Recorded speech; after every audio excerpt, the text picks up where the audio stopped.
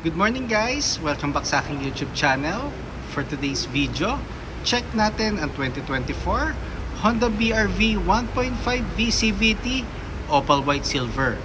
Guys, ito yung middle variant ng ating automatic transmission ng ating Honda BR-V.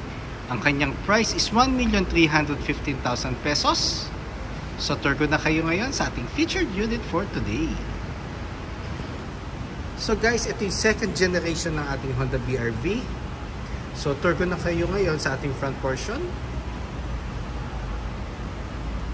So nakaano na tayo guys, LED headlights with daytime running lights, LED fog lamps, matte black front grille.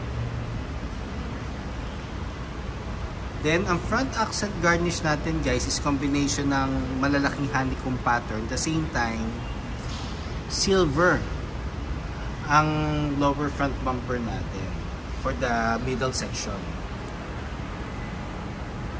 So pakita ko lang ulit ang ating front portion. Tsaka mukha na talaga siyang SUV guys compare doon sa first generation. Regarding naman sa engine guys, 1.5 CVT or 7-speed automatic, double overhead cam, then ano siya, 121 horsepower, 145 Newton meters of torque, 7-speed automatic, front wheel drive. So powerful ang engine natin yet fuel efficient. Compare sa mga competitors sa market, siya ang pinakamataas ang horsepower and torque. So factor yon kung bibili kayo ng sasakyan, syempre iano nyo yun, i-consider nyo yun kasi meron tayong madadaanan talaga ng mga normally, mga uphill. So kailangan nakakaakyat ang ating sasakyan sa mga ganong daan, which is proven and tested na ng mga clients namin. So pakita ko naman yung sides guys. So ito yung passenger side niya guys.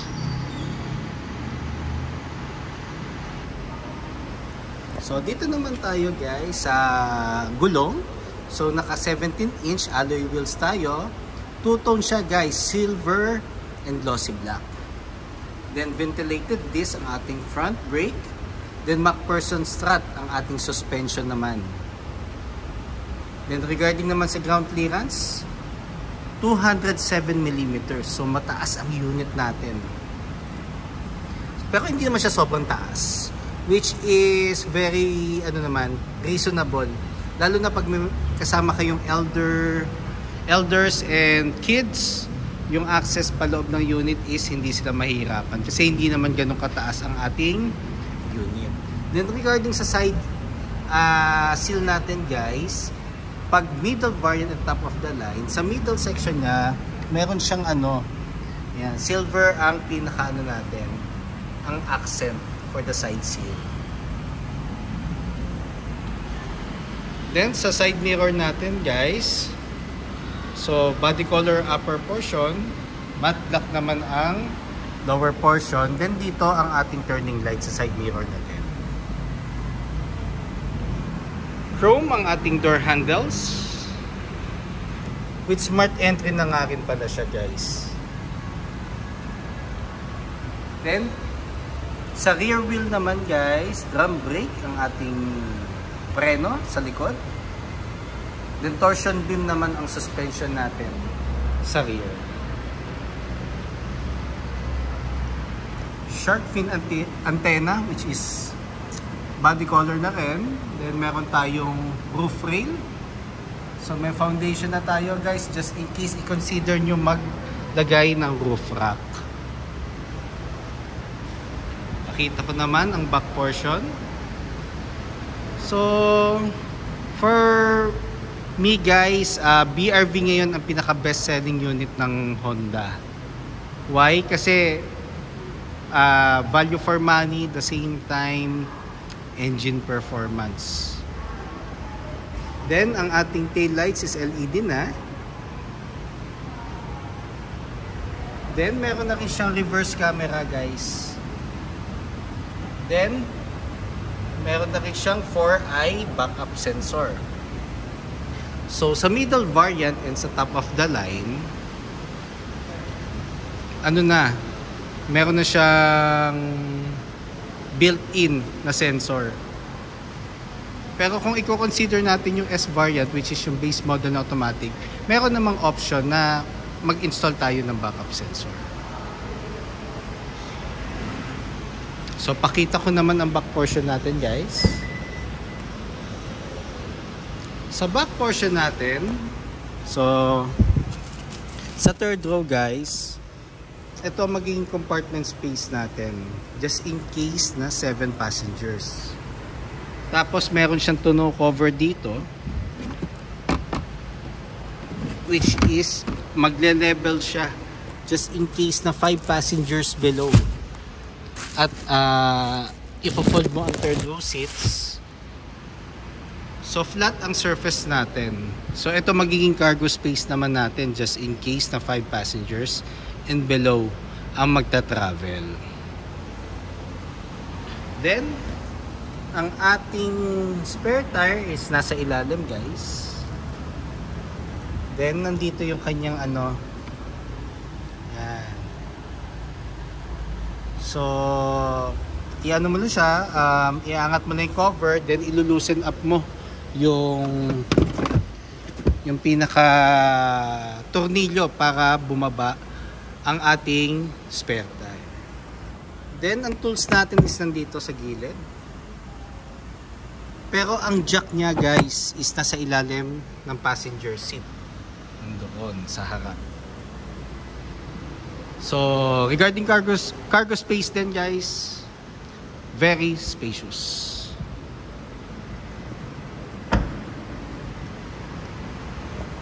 Fuel tank capacity is 42 liters. So unleaded or higher octane, pwede naman, basta isang octane lang ang gagamitin natin palagi, guys. Consistent na isang octane lang. Lagi ko i-remind sa inyo yan, guys, para hindi magkaroon ng effect sa engine. Hindi pwedeng mataas, mababa, mataas, mababa ang octane natin. Kailangan isang octane lang. Then fuel consumption, guys, 8 to 14 kilometers city driving. Then pag highway, pwede siyang umabot ng 14 kilometers and up. Pero it will depend pa rin sa driving habit ng driver. Pero fuel efficiency, isa sa mga best unit to kung gusto mo matipid na sasakyan. So dito naman tayo, guys, sa second row or sa middle section. So sa door panel natin, urethane. Then meron siyang accent ng leather with light gray stitches.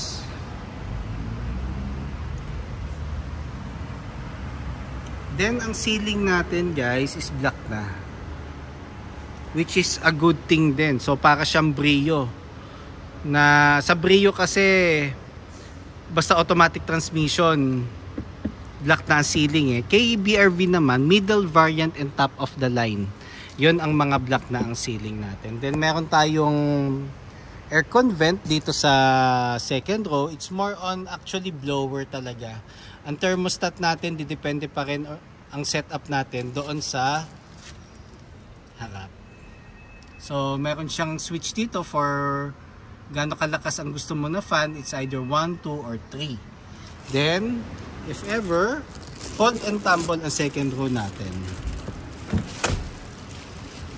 60-40 ang partition.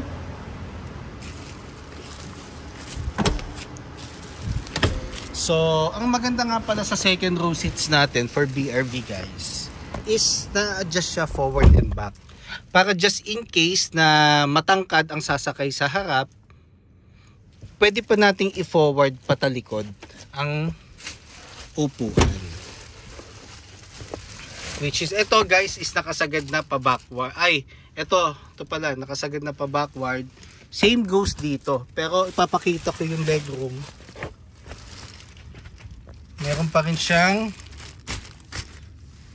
decent. Actually, spacious pa nga rin to eh.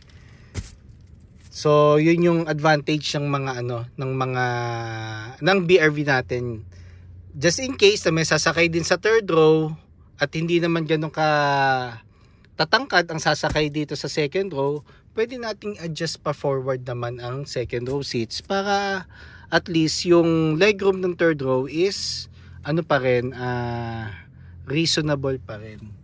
Pero ang third row guys, expect nyo talaga it's more on pang small size adults and pang kids talaga.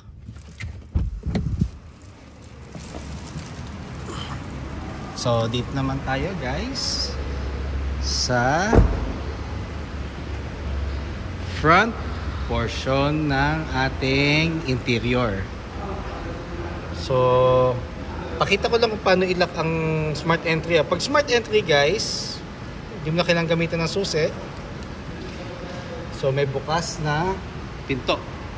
Check ko lang guys. Yun, yung likod natin. So pag smart entry, pipindutin mo lang itong black hole at black button pala guys, sorry.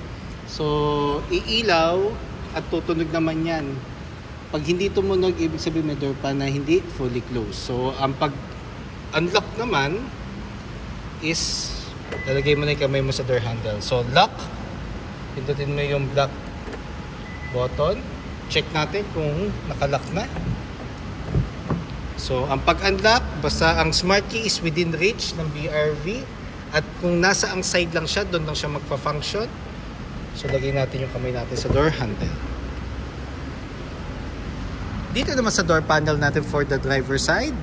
So nandito yung buttons niya guys. Power folding side mirrors. For the side mirror itself. Ito yung knob. Kung gusto mong adjust yung pinaka mirror sa pinaka comfortable angle mo pag magdadrive ka. Central door lock, window lock, and buttons for the windows. Then ang seats nga pala natin guys is leather na. Same siya nung VX. So meron na rin siyang height adjustment which is nag-improve compared sa first generation. First generation kasi wala siyang height adjustment. Fix ang height ng driver seat. Then meron na rin siyang armrest na which is leather din ang texture. Sakay muna tayo guys. Sa mga ano nga pala, sa mga clients na ayaw ng Honda Sensing pero ang features is like yung VX, ito yung pinaka mag-fit sa needs nyo. Kasi ang difference lang naman ng VX sa V is may paddle shifters. Ang VX, meron siyang Honda Sensing and meron siyang lane watch camera. Which is every time na mag-right turn ka, dito ka lang titingin sa head unit. So, yun na yung difference ng VX sa V. So, regarding naman guys sa ating steering wheel, so leather wrap cover na with light gray stitches. Audio control with hands-free telephone assist. So, ito yung ano naman guys, for the headlights, fog lamps, wiper. Then ang ating panel guys is combination ng analog and digital. So sa center portion, digital siya pero black and white pa rin. Kasi ngayon guys, pag naka Honda Sensing ang unit mo, automatic ang digital portion mo is colored. Then sa baba natin guys, ito ang gas lid. Ito naman ang hood.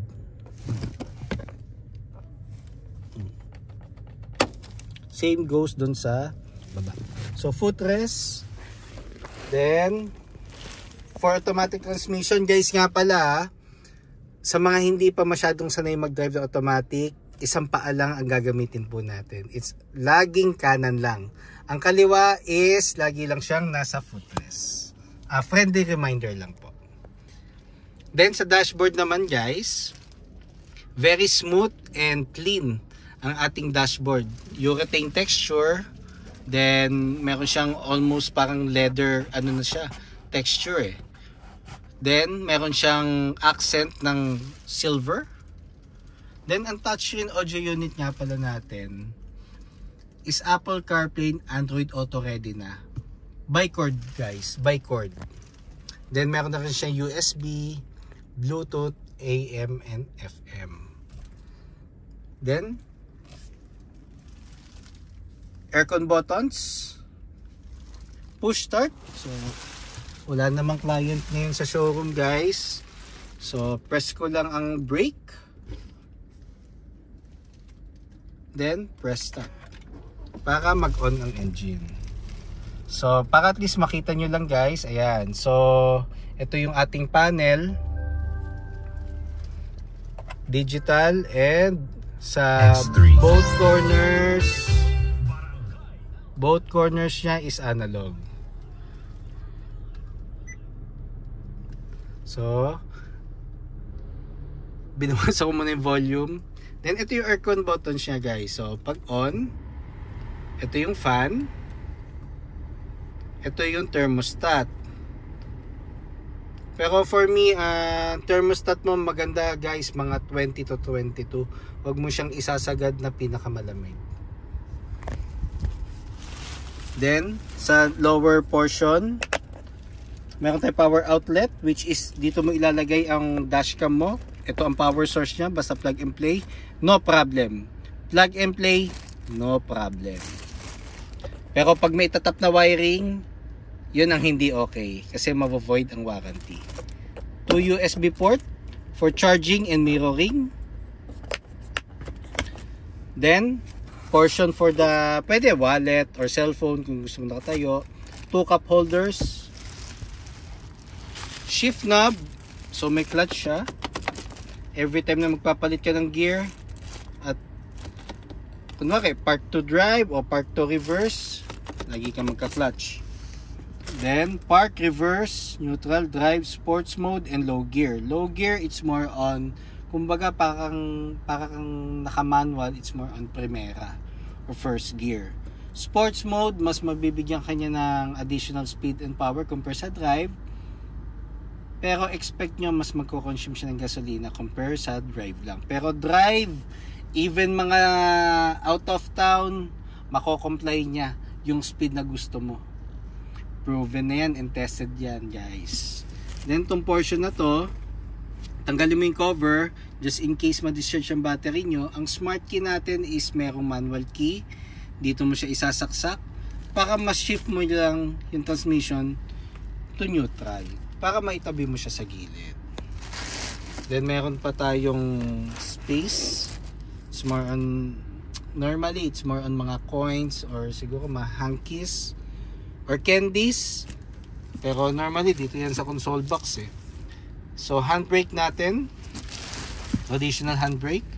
So sa console box natin, dito natin lalagay yung mga cords, candies or coin pairs guys. Kung nag-iiwan kayo ng coin sa sasakyan, maganda may coin pairs, dito nyo lagay. Then glove box.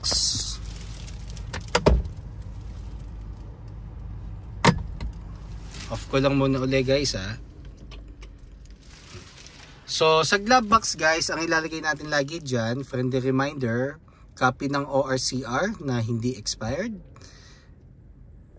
warranty, booklet and owner's manual, and copy ng insurance policy just in case you have a hard copy. Yan ang lagi nating ilalagay.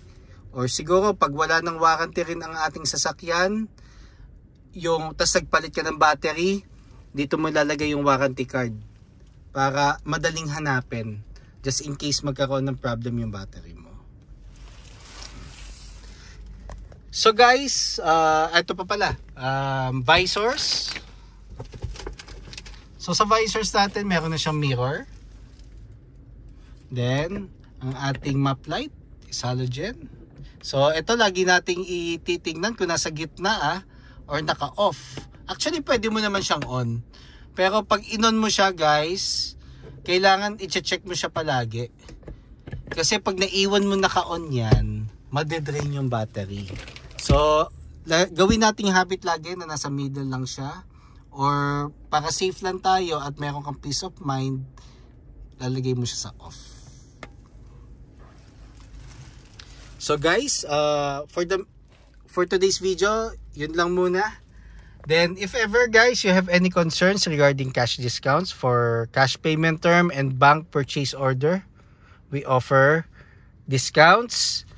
Then if ever na in-house financing for low down payments, we offer then test drives, parts and service appointment. Don't hesitate to call or text 0906-386-8937. I repeat, 0906-386-8937, or visit me at 141 Quezon Avenue, Quezon City, and look for me, Ross Oliver Cruz, ang inyong friendly sales executive here at Honda Cars Quezon City. Looking forward to meet you here guys, and providing a hassle-free transaction to all customers since 2016. So guys, before I say goodbye, kindly subscribe nga pala sa aking YouTube channel para maging updated sa mga susunod na videos, and pa-follow na rin sa aking Facebook page, Honda Cars Quezon City Best Deals, Ross Oliver Cruz, or kahit sa aking personal FB, Ross Oliver Cruz. Looking forward to meet you here guys. Thank you and God bless.